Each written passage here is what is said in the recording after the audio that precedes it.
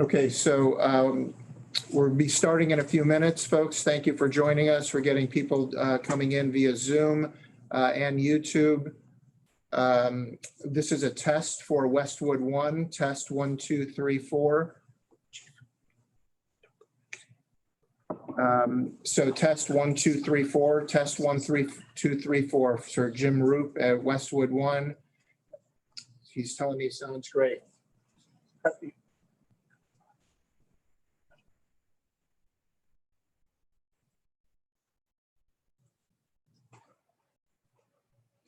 So why the delay? Are we off audio?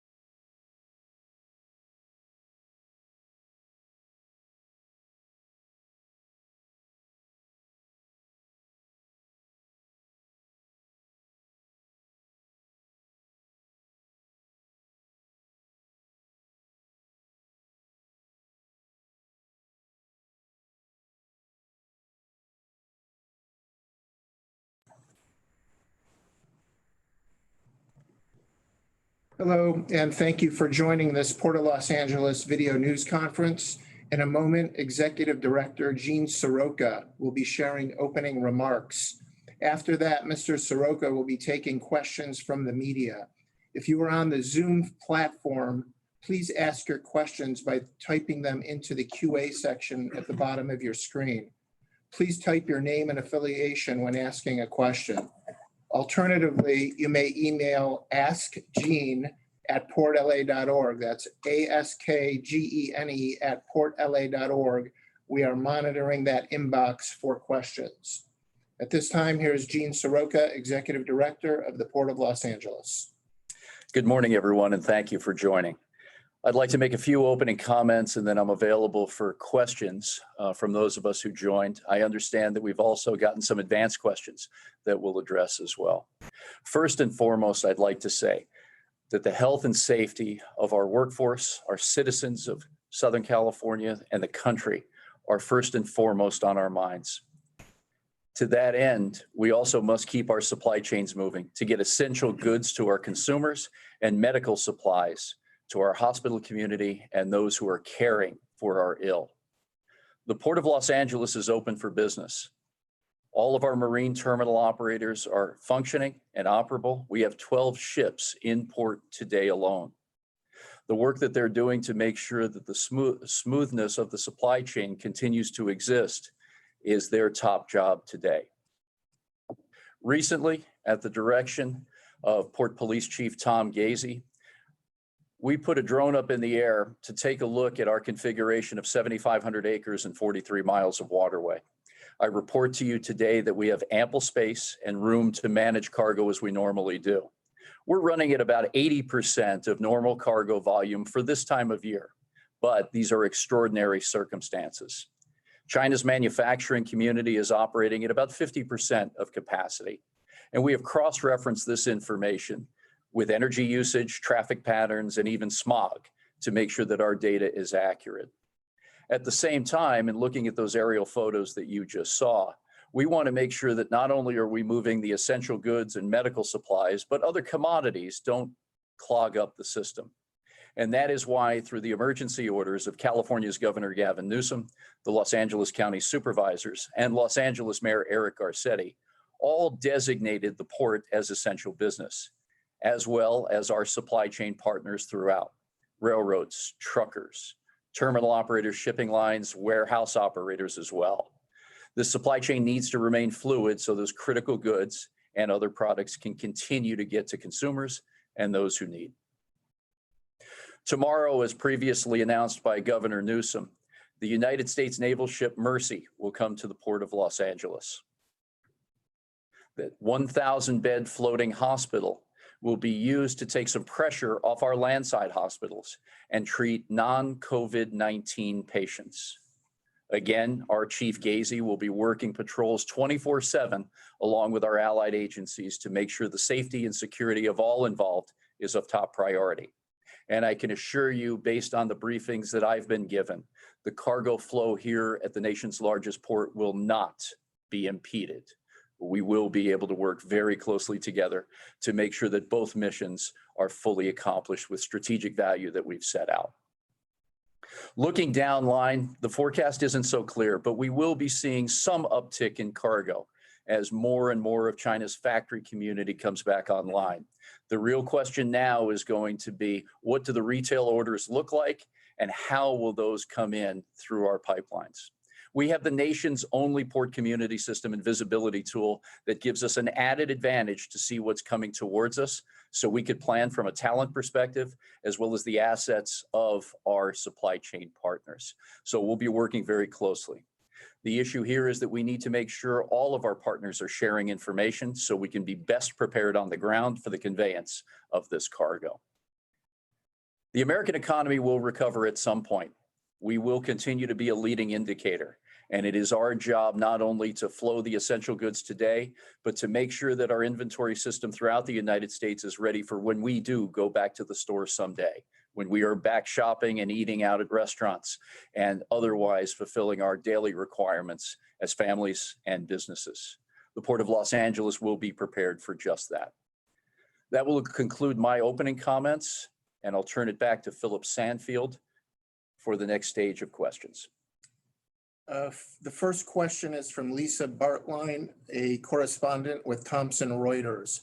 How has the Port of Los Angeles, has the Port of Los Angeles closed any terminals due to illness among workers? If so, when? Which terminals? How long were they closed? There have been no reported illnesses of workers on our docks here at the Port of Los Angeles, and no terminals have closed for health reasons.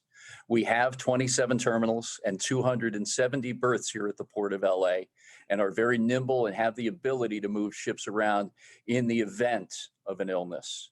We have tendered to our mayor the continuity of operations plan, which has been improved to ensure just that we are following CDC and Los Angeles County Health Service guidelines for protective measures to keep our workforce healthy and safe. And should there be a deviation in those plans, we have the ability to move cargo, ships, and assets around as need be in order to continue the flow of cargo. The next question is from Bill Mongaluzzo, Journal of Commerce. What is the short term, i.e. next few months, and midterm through peak season for port import and export volumes through the port? Economists have been blunt in stating that a global recession has started, even though it won't be reflected in Q1 numbers. However, they say Q2 numbers will see a significant drop in US GDP and global trade volumes, at least through the second quarter and possibly well into the third. That means US retailers who must place their orders soon for back to school and holiday season merchandise will be extremely cautious as to how much they order from factories in Asia. Thank you, Bill. We've had two tremendous shocks to our supply chain system recently. One being the ill-advised trade war between the US and China that saw a tremendous run-up of cargo before tariffs or taxes on American companies were put into place. To give you perspective, right now we are moving about half of the amount of cargo that we did in the third quarter of 2019 during that run-up. We have ample space and we have the ability to move the cargo smoothly. The second shock, obviously, is what we're talking about here today, and that's the COVID-19. First and foremost, this is a public health crisis that must be curbed, and the virus has to be eradicated. The work of downline forecasting is just that, forecasting. We see the knock-on effects of both going through the end of this year at the very least. There'll be a pendulum swing. We have some empty containers and distressed exports that we must move to Asia, and we need to get ready for that first wave, albeit modest, of imports that will be coming back our way.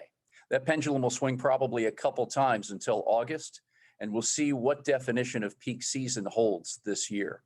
But suffice it to say, we continue to see much lighter volume than normal at this point in time, and with all of us either working or sheltered at home, we're not buying as much as we normally do. And therefore, we believe the retail community will be very conservative in their ordering and traffic will continue to be light by our standards. The next question is from Suhwana Hussein, the Los Angeles Times. I'm wondering what types of safety precautions will be taken for workers? This is a topic of conversation almost every hour. We've been working very closely with the Pacific Maritime Association, which is the employers group that hires the longshore men and women on a daily basis. Equal time is being spent with the longshore folks to make sure we understand their requirements. Just last week, it was brought to our attention here at the Port of Los Angeles that the ports of LA and Long Beach did not have sufficient cleaning solution, nor materials, latex gloves, cloths, etc., to make sure that the machinery, communications equipment, and other tools of the trade were clean when they were passed from one longshore member to the other. We jumped into action. And with the great help of Los Angeles DWP General Manager, Marty Adams, we procured two 350-gallon tanks of industrial bleach, which then our hazmat teams began to mix. We had staff go out and buy 32-ounce spray bottles to distribute to all of our terminals throughout Southern California. And there may be help on the way for other ports throughout the state as well. I'm proud to also say that the PMA and the ILWU reached a coast-wide agreement on how they will manage through this crisis for the health and safety of the worker. Protections, protocols, cleaning supplies, and equipment, all discussed at the highest levels in both organizations. We will continue to work as closely as we can with both sides as well as our truck community to make sure that social distancing takes place as trucks enter and depart our marine terminals. And we're taking advice from stakeholders throughout the supply chain with every conference call and video chat that we have to make sure that we are looking out for the best interest of workers. This is a daily process, even hourly on most occasions, to make sure we're taking the best ideas, replicating best practices, and enabling our folks on the ground to work in a safe and healthy environment. Question from Jim Roop, Westwood One Network. What is the biggest challenge for the port during this pandemic? Is it getting workers to come in, making sure workers have the proper safety equipment? What might be the one biggest challenge? It's all about people. We have the best and brightest workforce in the world right here on our docks in the west coast of the United States and specifically here in Southern California. There are about 15,000 longshore, Class A's, B's, and casuals that are available to work. And while work has been down because cargo volume has been lower, recent weeks have showed that there is an uptick in folks going out on the job simply because we're managing more freight. And we trust that that will continue. But again, we're looking at our forecasting models very closely. As I just recounted, making sure that we play a vital role in keeping this equipment clean and safe for our workers through whatever means we can contribute. And last week's effort between the Port of Los Angeles and the Los Angeles Department of Water and Power really showed just that. Further, making sure that information flow is coming our way and we are sharing across the supply chain groups, including longshore labor, is the best thing that we can be doing right now. So we are prepared on the ground to manage the cargo and get those critical goods along with medical supplies in the hands of the experts that need them. Question from Tony Barboza, Los Angeles Times. Has the port received any requests to waive or delay any environmental requirements because of the coronavirus?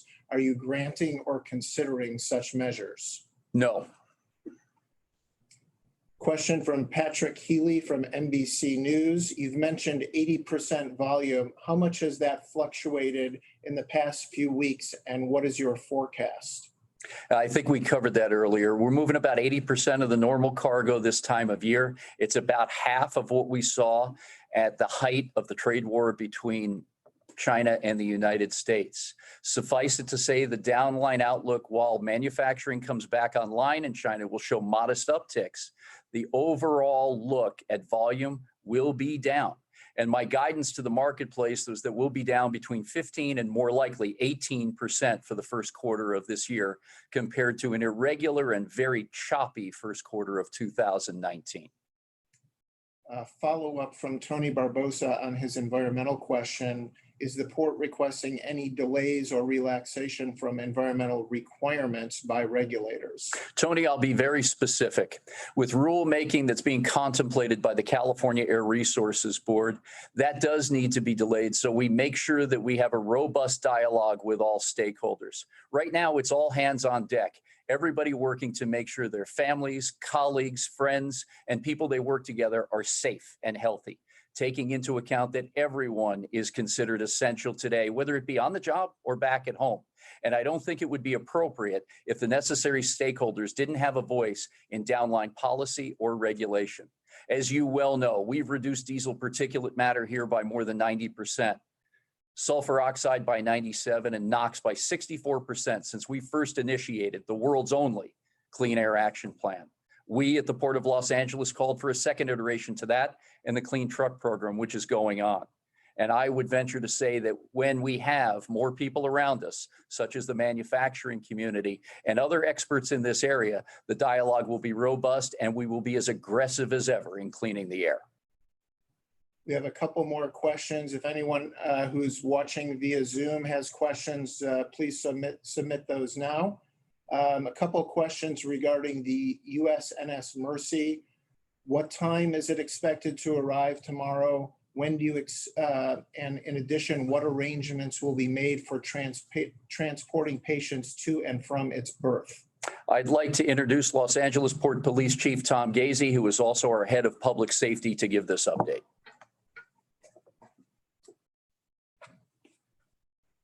Thank you, Gene. I can't be specific in terms of the specific arrival time. With regard to the question about the type of treatment, this is referred to as a transfer hospital site, where patients that are already in facilities in and around Los Angeles and other areas of Los Angeles County will be transferred to the USS Mercy for ongoing treatment. But let me please point out, this is not intended to be a service site or a hospital site that you would come to for an emerging medical need or in the event of a medical emergency. Please respond to your local hospitals where you can receive medical treatment as you would under normal circumstances. The intent of the Mercy is to offload patients at regional hospitals to free up additional beds in and around the county of Los Angeles to treat your needs and take care of your families. Chief, a follow-up question. What are some of the logistical hurdles, if any, of having the UNS Mercy at the Port of Los Angeles? This is very similar to having any other large ship here at the port, which we handle on a day in, day out basis, 24/7 throughout the year. There are some dynamics in terms of ingress and egress of private ambulances that will be transporting folks from our area regional hospitals to the Mercy for treatment. But other than some increased security measures, the presence of the United States Navy, the United States Marine Corps, and a variety of our allied agencies to ensure a safe and secure environment for the Mercy and their operations. Other than that, as well as U.S. Coast Guard presence and an increased Los Angeles Port Police presence, both landside and waterside. Operations will be normal in the Port of Los Angeles and will meet every need that's necessary to ensure appropriate medical care for those that are arriving regionally to the USS Mercy. One follow-up question, which I think you may have answered. Would patients be transferred there immediately or only if or when it's needed? Patients will be rotated out of regional hospitals on a case-by-case basis. And the tempo in which that occurs will occur over several days. It won't be a rush of patients coming in at one time. And there's a capacity of up to 1,000 beds on the Mercy for treatment. Very good. We have a question back for Mr. Seroka. Thank you, Chief Casey. This is from Stas Margaronis, American Journal of Transportation. According to Sea Intelligence consulting partner Lars Jensen, he is predicting a 10% and maybe more removal of container vessel capacity from global trade lanes. How will these ocean carrier cutbacks impact the Port of Los Angeles? Thank you for the question, Stas. It's all about supply and demand. What we see coming down line from purchase order management systems that usually have an order cycle between 90 and 120 days. So we know what's in the pipeline right now, what's going to be on the water, and what's en route to us as we speak. But as I mentioned a little while ago, looking at the retailers' downline orders right now shows quite a bit of softness. And if vessel space and services need to be rationalized, we'll work very closely with the liner shipping companies in the Trans-Pacific market. Suffice it to say, between these two major shocks to the system of the trade policy and now this worldwide pandemic, the knock-on effects will be felt through the balance of 2020, if not beyond. And we'll be taking regular stock of the situation as we do every morning at our leadership meeting and every day as we're talking to the supply chain stakeholders. Michael Sasso from Bloomberg News asks, with the current shutdown of many retailers, are you seeing many more containers being stored at the port rather than loaded onto trucks? Is there a capacity issue at the port? There is no capacity issue at the port, and you might have seen the aerial photos that we've taken earlier this week. Again, a lot of my discussions with supply chain professionals revolves around the disposition of the port, its space and capacity. And as you can see from those aerial photos, we have plenty of space to work more cargo. Now, what we have to do is smooth out that cargo flow. I used the analogy earlier of a pendulum effect, where we will have to get the empties from here right now back to Asia, so we can line up with the manufacturing community's needs, specifically in China, as more and more folks come back to work. This is an example of the largest terminal in North America today. It would equate to about the fourth largest port in the country. And as you can see, there is ample space to do business on the ground. The ability to modulize this in looking at the containers in front that are empty and those in the nearer part of this picture that are laden and ready to move out to our customers. So we've got ample space, we've got the capabilities, but we must manage this cargo flow and smooth it out as best we can with our industry partners. Okay, there are currently no other questions. I think we'll turn this over to our community affairs advocate, Cecilia Moreno, here at the Port of Los Angeles. She will share brief remarks in Spanish. And if anyone has any final questions, we can step back in after those couple of minutes of remarks in Spanish. Or take questions in Spanish if anyone has any. Cecilia.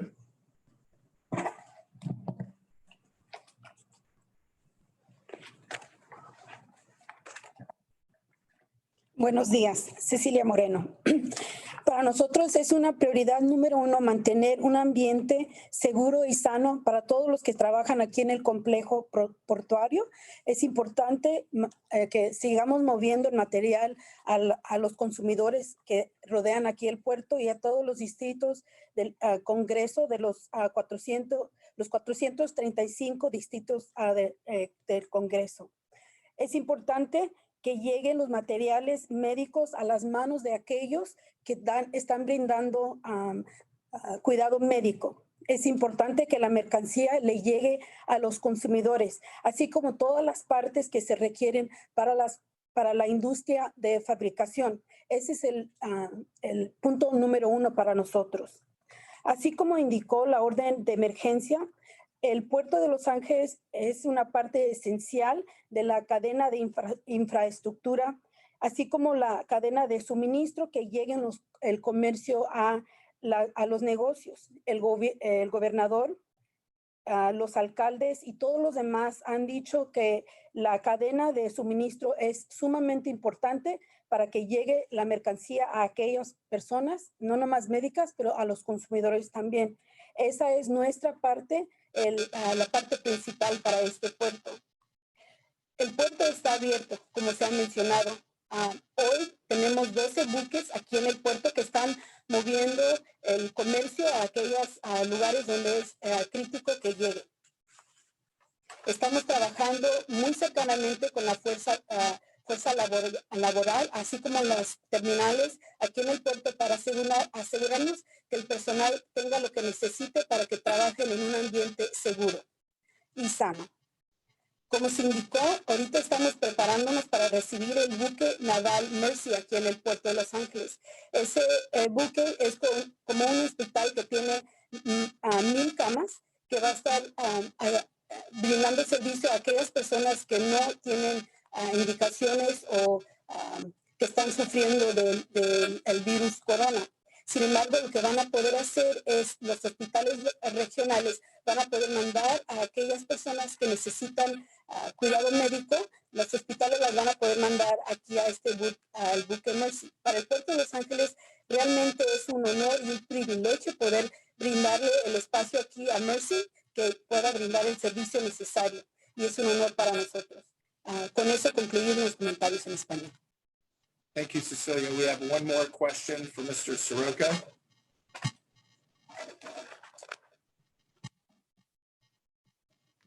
The unidentified media person asking, does the port have a procedure in place for expediting medical goods through the port?